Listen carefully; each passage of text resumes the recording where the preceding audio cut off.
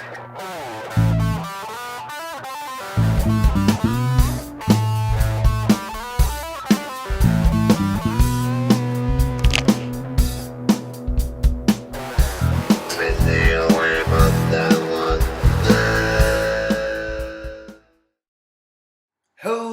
everybody and welcome back to another video game analysis.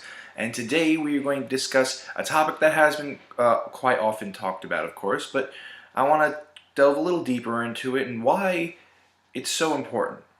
Today we're going to be looking at Mortal Kombat and its social effect on the world when it came out. Now the 10th edition of Mortal Kombat is coming out, Mortal Kombat X, so it is very appropriate that it's something very appropriate to show that they're still going strong and, you know, there's no end in them, because the thing is with Mortal Kombat throughout its entire thing was parents namely, and politicians made it their mission to take this game down, and we're going to discuss why.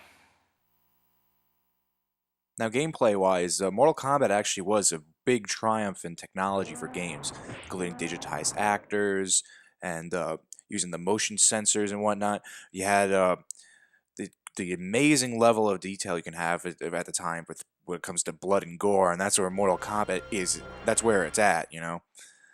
The blood, the gore, you know, people loved that. The fatalities, it was awesome. But you know something, not many people felt that way, and it's important to remember that this game showed that games are growing and what people wanted to do and how people wanted to represent things. And around this time this game came out, games were getting more adult. They were exploring more of this idea.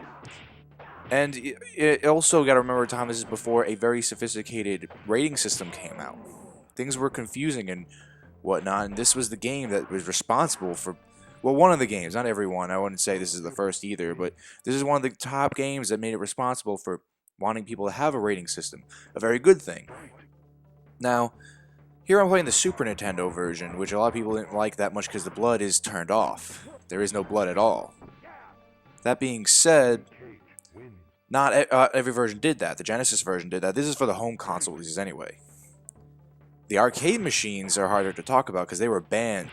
The government actually did that, which they really shouldn't have. It's really none of their business, but again, this really has to do with the fact that gaming was such a new thing at the time anyway, and it still is a new thing.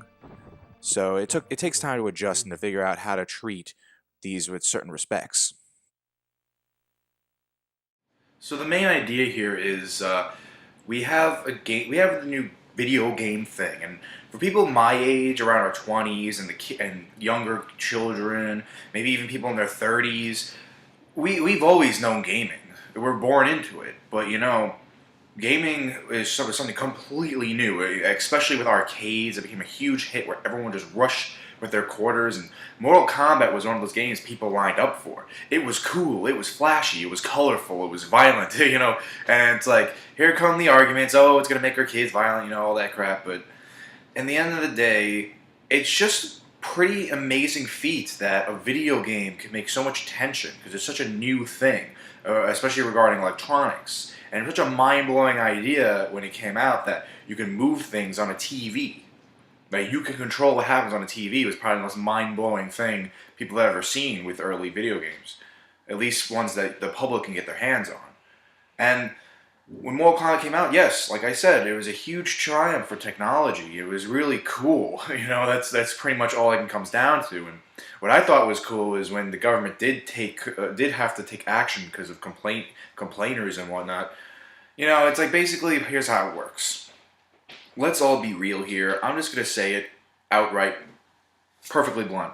Bad parents and bad politicians are the ones who start this game to make kids violent thing, because when violence happens to a child, it can't be the child's fault of the parent. And when a citizen does a violent act within a politician's responsibility, it can't be the fault of the civilization itself in their penal system or whatnot. It has to be something they can blame. It has to be blaming.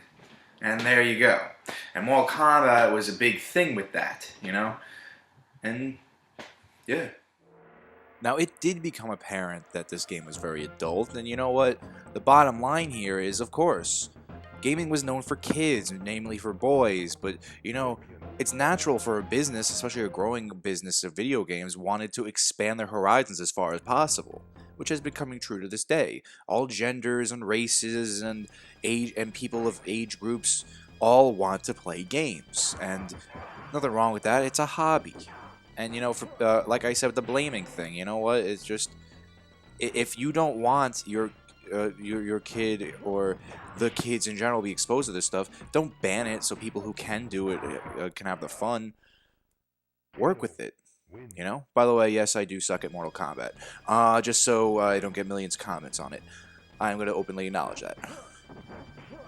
It's just come down to the wire that it's good that it did cause a reaction because we did get ratings out of it, but you know, if you got to do research, this is a new thing, and if you don't know much about it, you know, it's tough. It is, I know. It's a very gray area, and this is something Mortal Kombat exposed. But it's still cool. That's all I have to say. In fact, the creators of the game weren't even that fond of this reaction they're getting their game. In the Genesis version, it's a good example of how they reacted to it. You can turn the blood on, and you can turn the blood off. But if it's off, you can't do fatalities. And fatalities is what made it really awesome. And if you were in the arcade and you figured out how to use fatalities or how to do certain moves, certain characters, you were boss. You were super cool. You were awesome. That's pretty much it.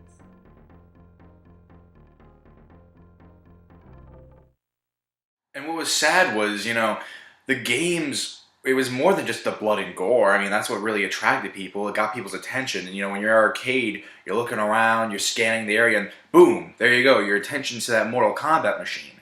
And I actually got to play one recently at a Fun Station USA. If I don't know if everyone knows about that. Just think of it as like just think of it like a Chuck E. Cheese type thing, you know. But yeah, that's like the only place around where I live that has a arcade still. And it's not even that big of an arcade. I really wish arcades weren't a dying thing, but what are you gonna do, right? You find them in malls and whatnot, but that's another subject for another day. But for now, let's just focus on the matter at hand. You know, you're attracted to that, you want to see that, but when you get into it, it's a shame what's not noticed about this game. Well, it is now, but not back then when all the political stuff was going around it. It's recognized now, but not then. With cool combo systems, you had to figure out. You made movements. You moved around. I mean, that does annoy some people. It annoyed me at first. But, you know, thank God for the internet, right? You can just check all the combos and whatnot. But it's cool when you learn a move and you're like, how did I do that? That's like the best feeling in the world when you play games like Mortal Kombat. And it moved on to games like Injustice, Gods Among Us, which I loved a lot. I actually Let's Played the game. There was I just recently bought Batman Forever, a game made by Acclaim, which pretty much took the whole Mortal Kombat thing and made it a side-scroller. Similar to some N64 stuff and some newer stuff with a story mode based on Mortal Kombat. And the story's cool.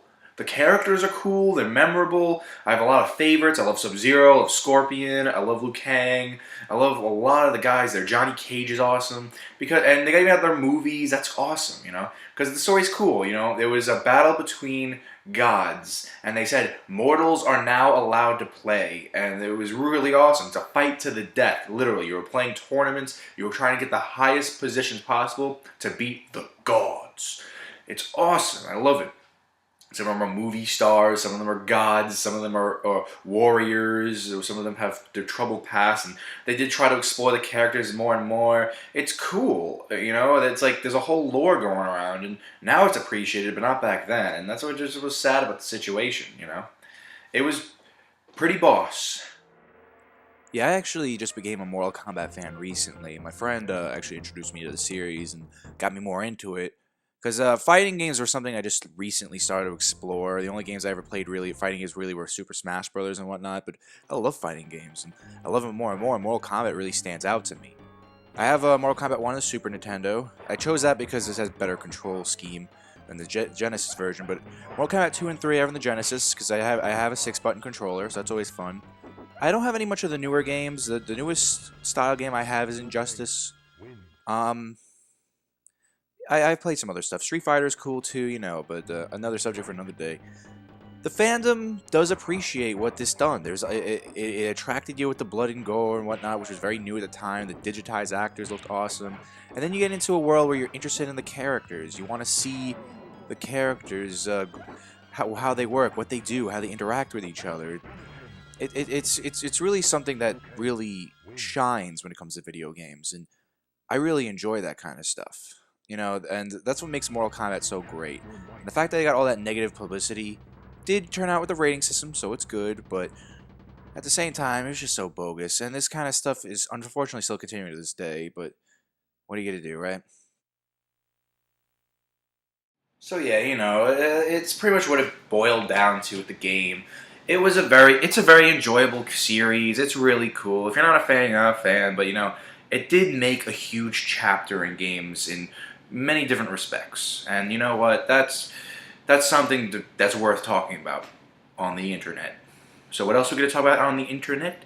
Actually, there was one word I kept repeating in this video, and for the first time, I'm going to expand on a previous discussion by mutating it into a new discussion next week. We're going to talk about the ESRB. We're going to analyze the need for game ratings and the need for its purpose to the gamers.